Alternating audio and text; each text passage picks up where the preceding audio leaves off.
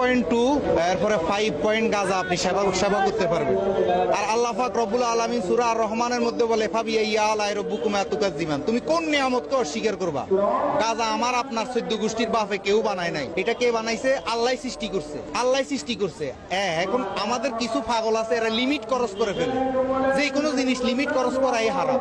সরকারি আইন আছে আমরা 2.2 গ্রাম গ্রহণ করতে পারবো। এই বর্ডার দিয়া বিডিআর, আর্মি, এসএসএফ, এই গ্র্যান্ড বোমা হামলা সব কিছুর বেড়িবাঁধ পার করি এই গাঁজা কেন আমাদের কাছে পর্যন্ত পৌঁছে?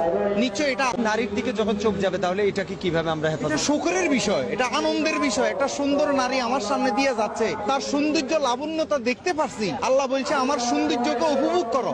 তো একটা নারী যাচ্ছে, আমি তো এটা উপভোগ করবো, আনন্দের বিষয়। আল্লাহ তো লাড়ি দিয়ে, আগুন দিয়ে মানুষের ঘরবাড়ি লুট করে, মাজার ভেঙে তো আপনি সঠিক ইসলাম প্রতিষ্ঠিত করতে পারবেন না। যে এই লাগে আফসোস করবে নামাজের জন্য, রোজার জন্য, হজের জন্য, জাকাতের জন্য, এগুলো কিচ্ছুর জন্য আফসোস করবে না।